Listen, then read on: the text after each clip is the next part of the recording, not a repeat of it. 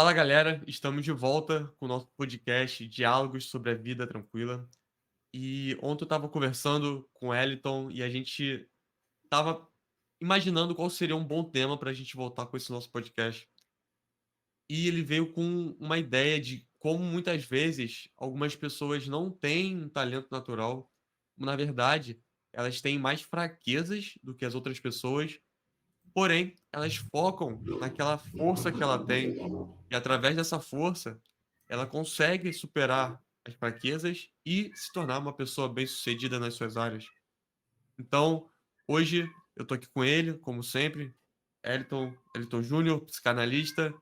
Fala um pouco aí também, dá uma introdução sobre o que você pensou ao propor essa ideia. A gente estava conversando e de repente veio à mente diversas personalidades aí, pessoas que acabam se destacando em algumas nas suas atividades e eles nem têm a princípio muita predisposição para fazer aquilo ali, né? Um cantor de repente que não tem uma voz tão espetacular, mas a música dele é muito boa, ou um jogador de futebol que ele não tem aqueles talentos que os jogadores costumam ter, não tem muito drible, velocidade, mas eles conseguem, às vezes, com disciplina, com treinamento, com aprimorando a técnica, ou se esforçando taticamente, né, melhorando fisicamente, eles conseguem suprir aquela necessidade e se tornam, às vezes, tão bons ou até melhores que algumas pessoas que têm talento natural ali, já nasceu fazendo aquela coisa muito bem.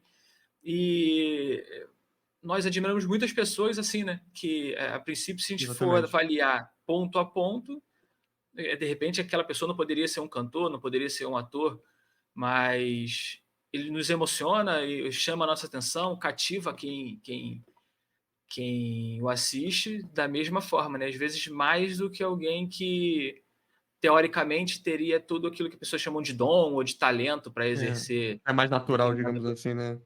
Isso aí. Eu gostei bastante desse tema, porque eu tinha acabado de ler um capítulo desse livro aqui, Maestria, onde o Robert Greene, ele vem falando sobre diversas pessoas que hoje a gente as considera gênios, né? Só que, na verdade, elas foram pessoas que pegaram uma vocação que elas tinham, algo que elas amavam muito e focaram naquilo. E é isso que a gente quer abordar um pouco aqui, porque muitas vezes a gente olha a nossa fraqueza, por exemplo, a pessoa não é boa em matemática. Isso acontece muito na época do colégio. A pessoa não é boa em matemática, mas o amigo dela é. Então, em vez dela focar nas coisas que ela é boa, para no futuro ela vir a trabalhar com isso, sim, e ter esse senso de significado quando ela for trabalhar com algo, não, ela se castra, ela pega aquela matéria que ela não é boa e começa a correr atrás para ser igual a alguém. Então a pessoa acaba perdendo essa individualidade dela. Eu até anotei aqui porque tem uma pessoa, peguei aqui meu commonplace, que eu quero que vocês pesquisem sobre Temple Grandin. Ela é ela estava nesse livro aqui, né, que eu estava lendo, e ela é uma autista que sempre teve dificuldade com a educação formal e quando ela foi ali para aquela parte mais prática, ela se encontrou, na verdade. Então, não adianta vocês tentarem ficar forçando,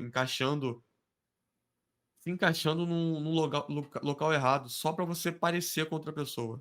A gente vai falar aqui de algumas pessoas que a gente listou, né, daqui a pouco, mas acho que o principal que nos motivou a falar sobre isso é para justamente você pegar as suas dificuldades, pegar as suas forças e focar nelas, e não ficar focando nas fraquezas. Isso aí. E é interessante você falar isso, porque eu mesmo, muitas vezes, quase desisti da formação por bater em uma disciplina que eu não tenho muita habilidade com ela. E aí, às vezes, você está durante o curso, né? Uma pessoa, por exemplo, que está se formando em engenharia, às vezes ela tem que estudar muita física. Mas é possível que depois que ele se forme, ele nunca mais utilize aquela disciplina. Ele vai utilizar como base, né? Mas se ele for trabalhar organizando logística, liderando equipe, muitos engenheiros se tornam supervisores, líderes, né? Gestores de pessoas, eles entendem ali a matéria, a disciplina num todo, mas não executam aquilo no dia a dia.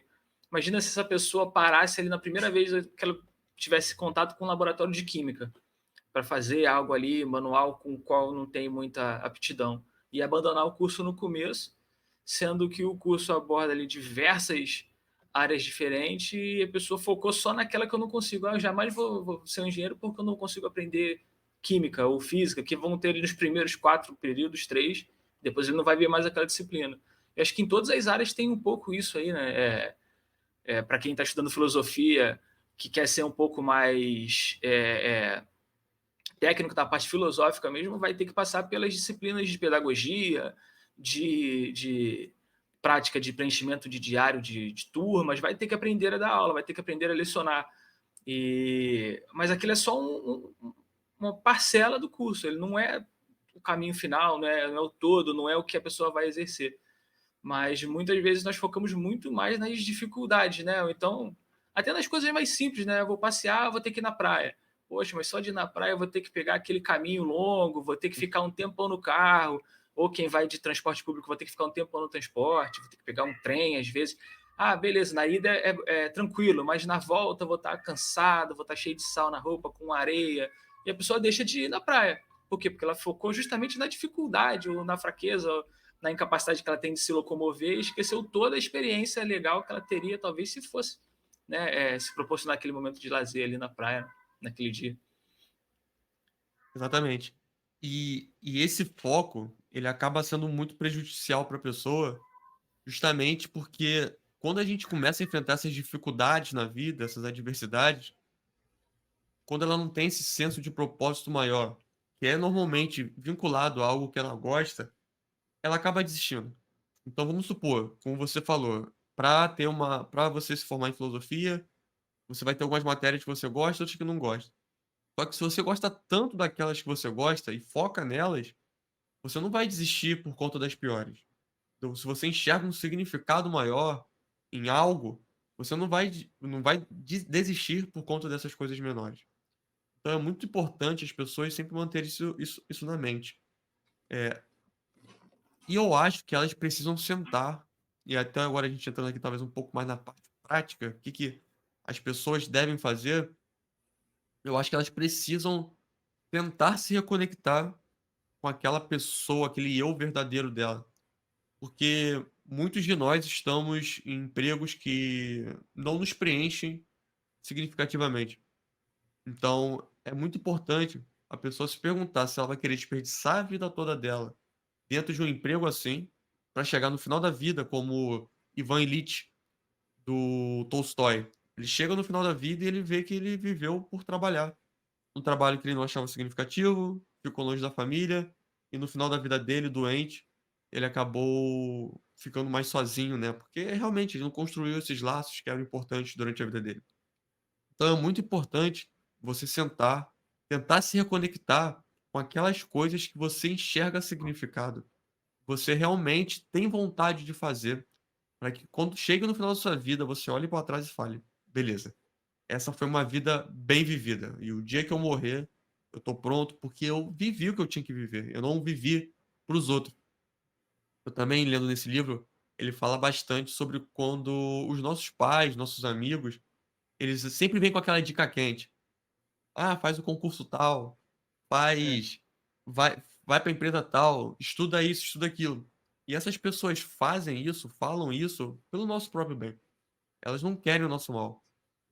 Porém, quem sabe o que é melhor para sua própria vida é você. É você que está dentro da sua cabeça, refletindo, sabendo o que que você realmente gosta.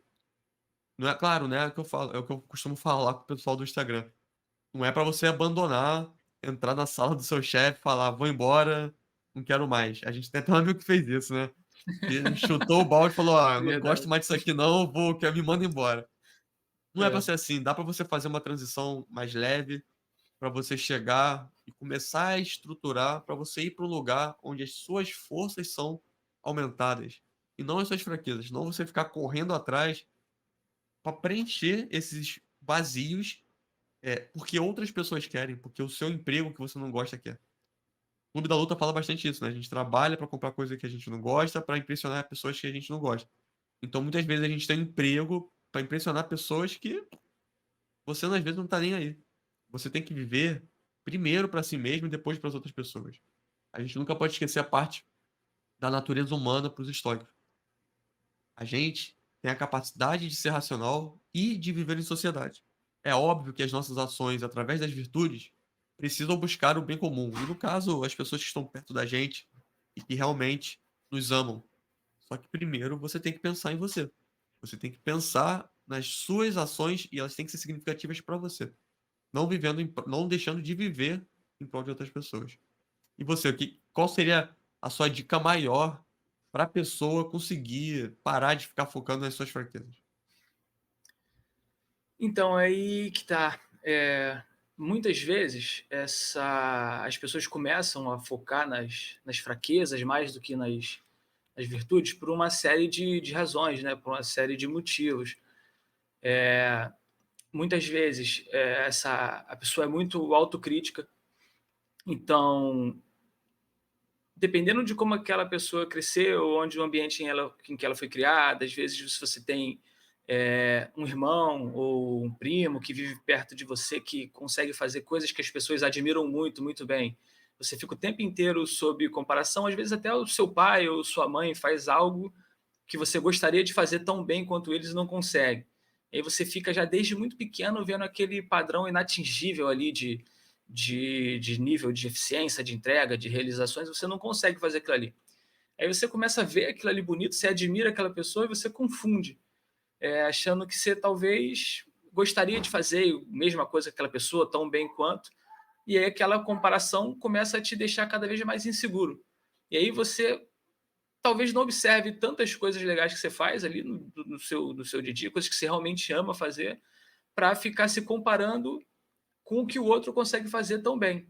Então, às vezes, é algo que nem é exatamente uma fraqueza, mas você passa a identificar como fraqueza porque você ali cresceu em volta do ambiente de muita cobrança, né? Tem também a situação do nossa cultural geral, né? Como país, onde nós valorizamos muito os resultados. Então, muitas vezes a gente vê atletas ali que vão muito bem, às vezes com a condição muito adversa numa Olimpíada, onde a pessoa não teve nenhum tipo de apoio, a pessoa trabalhava em 2 empregos para conseguir treinar, e aí chega lá e fica em segundo lugar. Maioria das vezes, quando é um brasileiro, a gente fica triste, assim, né? Gente, que eu digo no geral, que eu também já fiquei muito chateado quando perde uma final, aí ganha medalha de prata. Pô, mas tem um monte de país no mundo, conseguiu ser o segundo num evento que só tem de 4 em 4 anos. Então, isso reforça essa ideia de cobrança. E aí a pessoa começa a ver, a gente começa a destacar não o que aquela pessoa fez de bom para chegar ali no segundo lugar, mas a gente começa a dizer, poxa, se não tivesse errado aqui, tinha conseguido ficar em primeiro. Então já a gente até quando admira as pessoas reforça os problemas dele, né? Quantas vezes muitos de nós já não ouvimos assim, né, de alguém que gosta muito da gente, às vezes mãe, pai, tio, ou aquele amigo, irmão, companheiro ou um superior no trabalho que você admira, fala assim: poxa, você é uma pessoa tão inteligente, mas você não usa a sua inteligência. É, isso aí. O que é usar a inteligência, né? É você fazer algo bom para alguém ali, para um sistema, ou para um processo, ou para uma empresa, ou para uma estrutura que você está servindo, ou um condomínio ali que você está trabalhando voluntariamente. Isso é ser inteligente? O que é? A gente não sabe exatamente, né? E você já é sempre ressaltado justamente pelas suas fraquezas, na maioria das vezes. Dificilmente a gente recebe um elogio assim muito grande que não venha seguido de uma cobrança ou de um pedido assim, ó, mas eu espero que você seja ainda melhor no próximo ano, espero que você melhore ainda mais daqui para frente, ó, seu potencial é lá em cima. E aí, os próprios elogios, às vezes, ressaltam muitas vezes as nossas dificuldades, né? É, as nossas fraquezas. E isso coloca a gente, muitas vezes, em medo de ser julgado, e aí a gente acaba escondendo, né, algumas coisas ali. E um ponto até interessante, quando nós estamos buscando o desenvolvimento, a evolução, o crescimento pessoal, é natural que a gente procure justamente as nossas fraquezas. Porque, assim, eu estou me desenvolvendo. Em vez de eu partir do ponto que, assim, eu sou bom nisso e eu vou reforçar isso aqui para ficar cada vez melhor, a gente olha assim, o que eu tenho que melhorar? O que eu estou fazendo de mal na minha vida? O que eu estou fazendo errado? Onde eu estou errando que minha vida não está avançando? De repente, se você focasse assim, ó, eu sou muito bom na academia, eu sou bom em fazer exercícios, eu me alimento bem, e focar nisso, é possível que essa disciplina te puxe para cima em outras áreas da sua vida. Ou eu sou muito bom leitor, então vou me dedicar bastante na leitura ali, e de repente, uma hora essa leitura vai te levar para algum lugar, ou você vai escrever um livro, ou vai ensinar alguém, ou vai gravar vídeos para induzir e orientar, estimular pessoas à leitura também. Mas se você ficar pensando assim, eu leio bem, mas como eu sou ruim em organizar meu tempo, eu não consigo liberar o tempo suficiente para a leitura. Você está Uhum. novamente reforçando uma fraqueza. Então, o que você pensa? Eu vou precisar me organizar melhor. Então, você está dando o primeiro passo pelo tua maior fraqueza. Você está subindo no trem com o teu pé fraco, né? Você não consegue sustentar o corpo ali. Isso. Você está pensando, eu leio, eu sou uma boa pessoa que lê bem, entende bem, interpreta bem, é capaz de ensinar, mas para ensinar eu preciso ler. Eu leio menos porque eu não me organizo. Aí você começa, vou me organizar, é justamente a sua fraqueza. De repente, se você começa a ler primeiro, você percebe que a leitura é muito mais importante do que, de repente, passar um pano na janela. É isso. E aí, você vendo aquilo ali, você começa a direcionar a sua organização para um caminho melhor. Então, acho que a gente acaba focando muito nas dificuldades por isso, porque a ideia de evolução não é reforçar pontos bons. Para muitas pessoas, é eliminar o que você tem de ruim. E o que você tem de ruim já é uma, teoricamente, sim, ruim, né? Já é uma dificuldade que você tem. Você não vai conseguir matar ela de uma vez. É onde justamente você está ficando um pouquinho travado, né? Você deveria ir pelo lado onde você é mais forte. Isso não quer dizer que a pessoa não possa querer trabalhar suas fraquezas, né. É o que Sim, eu também, quando eu estava me preparando aqui para o nosso podcast, eu pensei: "Não é pra gente abandonar as fraquezas, só que a nossa energia, ela tem um limite. É melhor a gente concentrar mais energia trabalhando nas nossas forças, do que muita energia trabalhando na fraqueza, e aí as suas forças ficam estagnadas e acabam caindo até pra mediocridade". E você, que era uma pessoa que tinha um potencial por conta daquela sua força, você se torna uma pessoa na média, medíocre. E esse ponto que o Wellington falou é bom, porque você, quando começa a pegar essas coisas boas e você começa a evoluir, você vai começando a ganhar confiança. É mais fácil para você se destacar naquilo que você é bom. Então, vai pegando confiança, vai se esforçando naquilo que é a sua força. Para de querer se preocupar com outras pessoas, o que os outros vão falar. O que os outros falam, a opinião dos outros não está no seu controle. O que está é como você reage a isso. Se você reagir cedendo aos comentários e buscando só trabalhar nas suas fraquezas, você vai ficar para trás. Agora, se você decide agir, melhorar as suas forças, aí sim você consegue começar a almejar alcançar algo. Como os estoicos falam, o resultado não está no seu controle. O que está no seu controle é como você vai agir no presente para alcançar um certo resultado. Então você tem que trabalhar hoje para um dia talvez chegar ao resultado. Aí é a pegadinha. Porém, você está fazendo o que está no seu controle, que é agir. Eu queria já então a gente emendar aqui. A gente vai trazer três personagens, né? Dois são reais e um é personagem fictício. E a gente, através de conversas, a gente entendeu que são pessoas que não eram essas joias puras, né? Eles precisavam lapidar o que eles eram bons. Se a gente for parar para pensar, até a primeira pessoa que a gente quer trazer aqui, que é o Ozzy Osbourne, eu já vi alguns vídeos aqui no YouTube de professores de canto reagindo ao Ozzy, falando assim: "Nossa, mas ele canta mal, né?". Ele não é um Dio, ele não é um Rob Halford, um Bruce Dickinson, mas ele tem ali a sua característica. Eu queria até que você trouxesse agora pra gente como é que você acha que ele se destacou trabalhando nas suas próprias forças, né, e não focando na fraqueza, por exemplo. e até onde a gente sabe, né, ele teve uma infância complicada, assim, bem de muitas dificuldades financeiras, precisou ali pegar emprestado o pai dele, acho que pegou empréstimo para comprar um microfone, uma caixa de som, uma placa de áudio ali para ele poder cantar. E ele vem justamente nessa época em que tinham outros cantores muito virtuosos fazendo sucesso no mesmo período que ele quando ele botava um disco na prateleira, a pessoa tinha que escolher ali. Algumas pessoas podem comprar todos os discos, né? Mas não eram todos. A pessoa tinha que escolher ali entre ouvir, de repente, o Robert Plant, o Ian Gillan, o Fred Mercury, o Philip Lynott, diversos grandes cantores, o James Dio, o Bruce Hoje tá Dickinson. fácil, né? Hoje o cara liga ao Spotify e escuta qualquer coisa, mas na Hoje é época. fácil, mas naquela época era bem complicado. E ele Até para vendia você bem, né? sempre vendeu muito, dominou o mercado americano, se mudou para os Estados Unidos, que é o mercado mais competitivo do mundo. E não é comum a gente ver bandas inglesas entrarem no mercado americano e dominar tudo. É algo que não acontece geralmente. E ali ele conseguia entregar uma voz diferente, né? E pensar, hoje você ter uma voz um pouco mais macabra, uma voz um pouco mais assim temática, é comum, mas lá na época dele não existia nenhuma banda que tivesse feito isso anteriormente. É a primeira vez que foi colocado esse modelo de voz, nesse modelo de temática, com esse tipo de som, foi com o Black Sabbath lá no Black Sabbath, no primeiro disco, no volume 1. E era algo que ninguém tinha feito nunca. Ele simplesmente teve ali a iniciativa de arrumar o microfone e ele chegava nas bandas pelo que ele tinha. Ó, eu tenho equipamento. O cara ali canta bem pra caramba.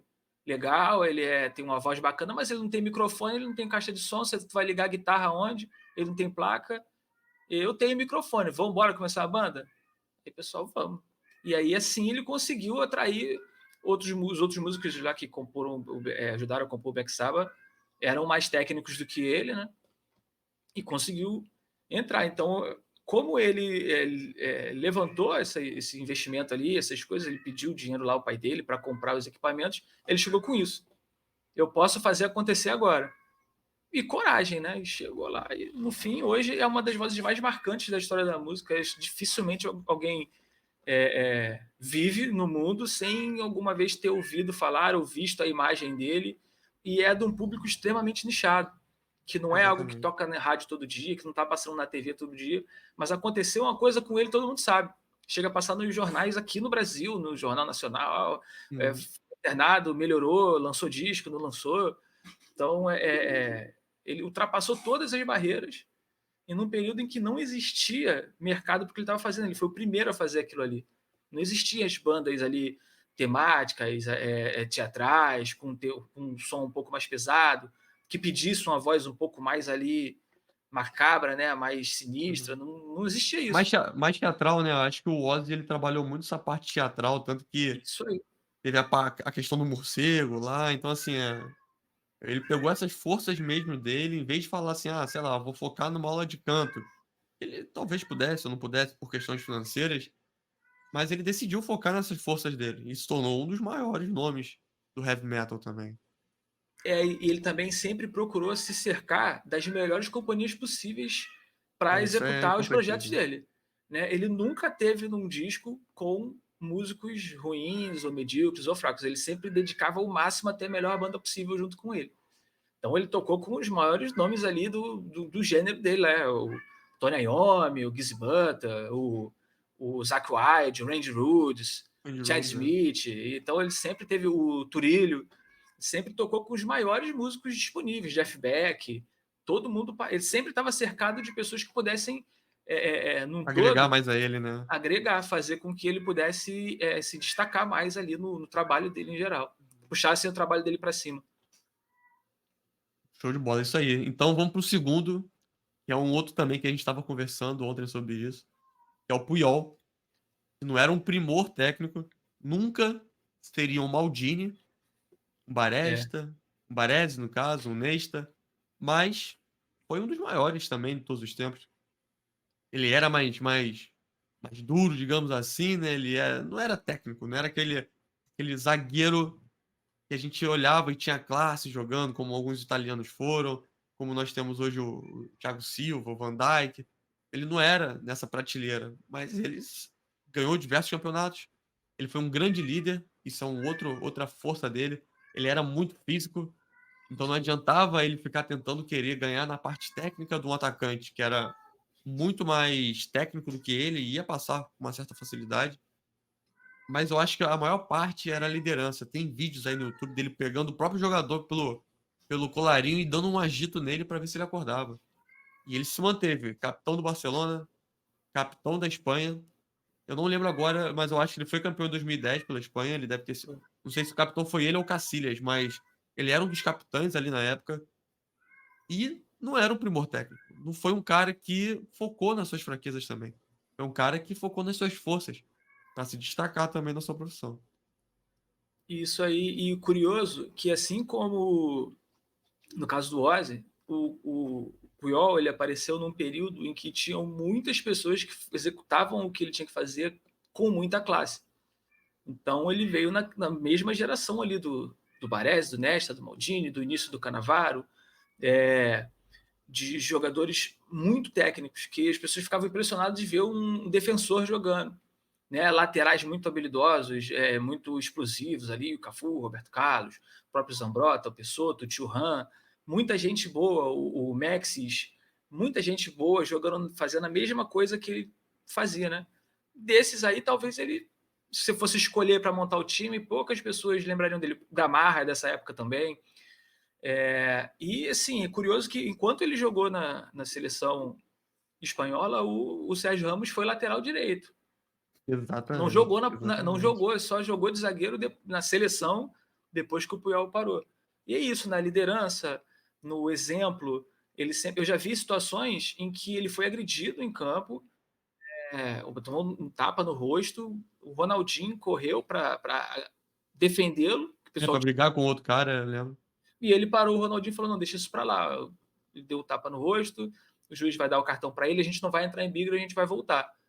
E foi assim, uma figura primordial para aquele renascimento do Barcelona, que estava numa Foi. descendente, né? Então ele não só representou ali como foi um grande jogador, mas ele representava toda uma torcida, toda uma etnia que vive dentro da Espanha, que é de um outro país, né? Pode-se dizer. Catalães, né? Representa todo um povo, isso. Ele representava todo um povo ali. Ele conseguiu, de certa forma, fazer a passagem do legado dele para o Piquet, e que, de certa forma, continuou se transformando ali num certo símbolo por um tempo no Barcelona. Ele foi um líder para todo mundo. Dificilmente você vai ver alguém ali criticá-lo por alguma ação dele dentro de campo, né? Então, Dificilmente, né? era um cara que, numa peneira, aqui no Brasil, provavelmente as pessoas diriam que ele nunca seria um jogador de futebol. Com certeza. Mas ele conseguiu. Tem outros, né? O Deco foi a mesma coisa. O Everton Ribeiro foi dispensado do Corinthians. O Ederson, que foi campeão da Champions, foi mandado embora do São Paulo, porque assim, você não tem. Nunca você vai ser um goleiro. É um E dos melhores do mundo hoje em dia. foi campeão do maior torneio de futebol de clubes que tem no mundo, agora, mês passado. Então, é disciplina, né? É disciplina. Ele viu que ele poderia ser um líder, poderia desenvolver a sua capacidade física e ele focou nas forças dele. E é um dos grandes, né, da história do esporte, um dos maiores no que ele se propôs a fazer. Exatamente. O último que a gente queria trazer, nós dois gostamos, na verdade, muito de anime. Aí eu até falei, pô, Naruto. E aí o Chico chegou e falou pra mim, cara, Naruto não, né? Porque o Naruto, dentro dele, já tinha ali uma força, um poder incrível, né? Ele só não tinha acordado ainda, digamos assim. E aí eu pensei em outro cara que a gente admira também bastante, que é da ficção, que é o Rock. O Rock era aquele cara, pô, o cara já estava coletando dinheiro para a máfia, ele vivia, não vivia para o esporte, tanto que ele foi expulso, teve as coisas dele expulso, e ele sabia que naquela primeira luta, lá em Rock 1, ele não poderia ganhar o Apollo, seria muito difícil. Ele fala para a esposa dele, né, para Adrian, ele fala, olha, Adrian, eu não vou ganhar, cara, eu sei que eu não vou ganhar, mas eu vou chegar até o final. Por quê? Porque ele era um cara resistente. Ele sabia que a força dele era resistir. E ele tinha uma pancada forte. O que ele falou? Se eu resistir e tentar encaixar um golpe, talvez eu ganhe.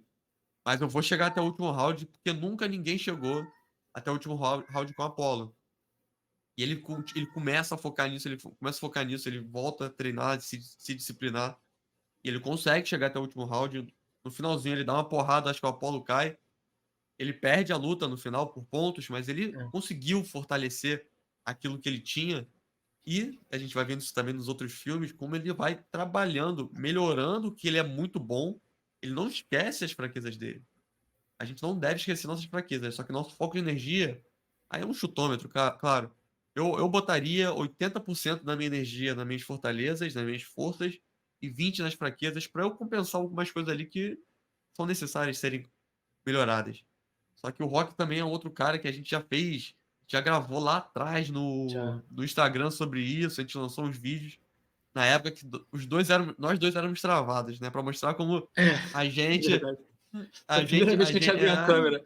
É. pois é, no meio da pandemia, a gente não deixou de trabalhar nossas franquezas.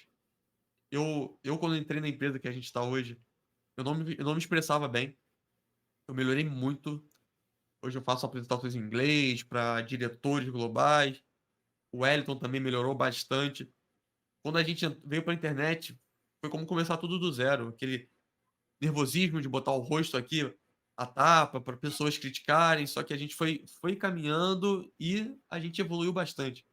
É algo que, como eu falei, não descarte suas fraquezas. Alguma coisa ou outra você vai precisar trabalhar. Só que eu sempre fui um cara que falava muito bem, já era uma força minha. Então eu tinha que botar minha energia naquilo para eu conseguir ficar bom também na internet, por exemplo.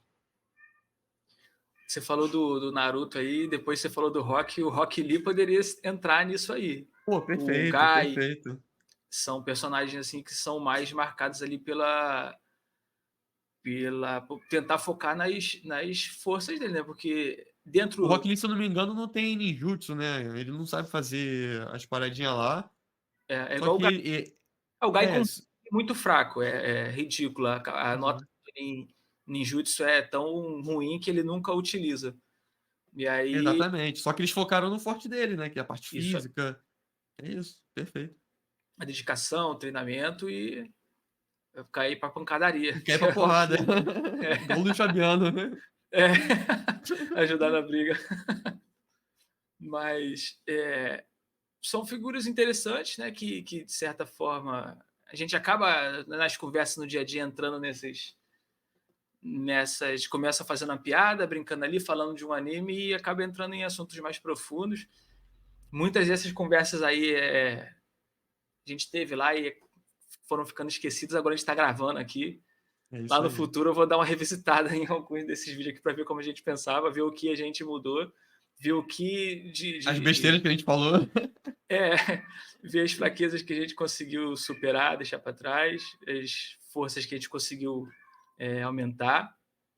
E o principal, né? Algumas das coisas que parecem que são fraquezas viram forças, né? Porque não é só focar no que é bom. No caso do Ozzy, ele transformou a fraqueza na principal força.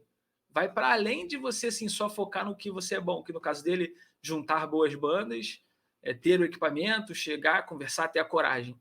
A voz dele hoje é diferente. Quando ele começa a cantar, você É sabe que é marcante, ele. todo mundo O sabe que Zeca é ele. Pagodinho é a mesma coisa, né? Dificilmente você Exato. botar ele para cantar com uma orquestra, acho que o pessoal vai ter dificuldade de afinar os instrumentos. Só que quando ele começa a cantar, você já sabe que é a voz dele, que é aquela pessoa ali. Ele se caracterizou por aquilo ali. Então é isso aí. E tem muita gente que tem aquela. É uma palhaçada, né? De achar que tem que ser perfeccionista. Isso é um Exato. problema que as pessoas enfrentam. Primeiro que o perfeccionismo não existe. Quando a gente estuda os históricos também, e a gente começa a revisar as coisas que a gente está errando, que a gente tem que melhorar e etc., através do diário, né? Da prática do diário. Inclusive, eu vou deixar aqui embaixo na descrição o link do curso da Academia Estoica. Vou deixar também aqui o link para atendimento do Wellington, já que ele é psicanalista. Então, se vocês gostarem dessa linha, consultem ele aqui na descrição para começarem o tratamento. Mas algo que a gente vai tratando através do diário é que a pessoa não vai alcançar a perfeição. A gente nunca vai ser perfeito. A gente tem que buscar evoluir dia após dia. Aí sim, a gente tem que mirar na perfeição. Outro dia eu tava falando com a Bruna e ela falou que um aluno dela falou isso. A gente mira na santidade para acertar as virtudes, entendeu? Então, é isso que a gente precisa fazer. A gente mira na perfeição, sabendo que a gente nunca vai chegar na perfeição. Mas a gente vai chegar na melhoria contínua, do dia a dia. A gente vai se esforçando no dia a dia. Então, esse negócio de perfeccionismo que muita gente tem é besteira. É você criando uma desculpa para si mesmo para não começar. E interessante assim, esse ponto do perfeccionismo é curioso, você falar do diário. Às vezes, na maioria das vezes eu não consigo ser perfeccionista nem com o diário. Tem vezes que eu brigo com ele, aí eu vou lá e paro de escrever uns 2, 3 dias. Aí quando eu volto brigando com o eu do diário. Ah, voltei aqui e Isso é tal. normal. Aí, Volta o cão arrependido, né? Igual chave. isso Volta aí. o cão arrependido. E como eu escrevo ele no Notion e tem aquele perfil com um calendário, às vezes eu consigo ver ali logo de cara quantos dias eu fiquei sem escrever. É bem visual, né? Aí eu mostro ali, ó, tô 2 dias sem falar com você, minha vida já mudou bastante, porque sou eu falando comigo mesmo ali. Às vezes eu faço isso, né? Como se eu estivesse conversando com o eu do diário, e às Mas é vezes eu sou legal, só eu cara. mesmo, e é Vou falar em terapêutico terceira demais, pessoa. cara. É, muito bom. E coloco lá, ó, desde a última vez que eu te vi, a vida mudou isso, isso e isso. Agora eu estou preocupado com isso aqui. Aí é interessante. O diário não é perfeito. Eu olho para o meu diário lá e vejo. Tem momentos que eu consigo escrever de manhã e à noite. Tem vezes que eu escrevo um mês de noites seguidas, mas alguns de manhãs eu perco. Às vezes eu escrevo ali todas as manhãs, todas as noites, aí perco um dia e fica aquele vazio assim, eu fico olhando, caramba. Mas é imperfeição. O importante é eu não abandonar nunca a prática. Hoje eu já não conseguiria mais viver sem escrever ali. É óbvio que Aí. algumas vezes eu acabo perdendo, às vezes eu estou com raiva de mim mesmo e não quero escrever, mas é importante. Se eu fosse ficar esperando eu ser o escritor regular para iniciar o diário nunca ia sair do papel. Quer dizer, nunca ia entrar no papel, né? Para falar a verdade. É verdade. É isso aí, E, cara. e outra coisa também curiosa, que essa questão do perfeccionismo, muitas vezes você busca tanto a perfeição que você começa a projetar para o mundo algumas fraquezas, algumas imperfeições que só você acha que você tem.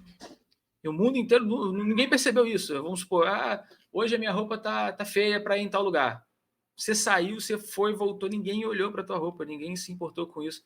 Ou assim, hoje eu não tô bem, eu tô um pouco feia, tô sem minha maquiagem não ficou boa, meu cabelo não tá legal.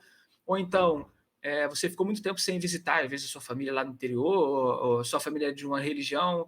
Aí você vai, faz uma tatuagem, ou muda o cabelo, ou faz uma coisa, você chega lá e você fica, não vou mais lá porque esse pessoal não vai me receber bem mais, porque eu tô diferente, porque eu mudei. É um monte de coisa que você quer estar perfeito para ir naquele momento, né? Para fazer aquela coisa. Mas você nem se preparou para aquilo, você nem sabia que você ia fazer aquilo. Como é que você vai estar perfeito para as coisas que a gente mira, alcançar a perfeição, a gente não consegue? Como é que você vai estar perfeito para coisas assim totalmente aleatórias?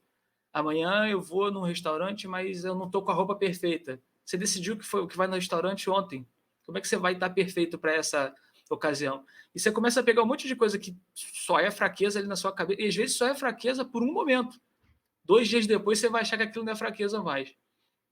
E aí você começa a projetar para o mundo as coisas que ninguém nunca reparou, que ninguém nunca viu, e trava ali você torna quase que insuportável o fato de você sair para se divertir, ou para fazer alguma coisa, ou para ver alguém, ou para visitar sua família, ou para ir no mercado comprar, sei lá, um saco de arroz. Você torna aquilo angustiante porque você não está perfeito para ir no mercado e voltar. Não, esse chinelo está furado, esse short está curto, o que eu vou fazer?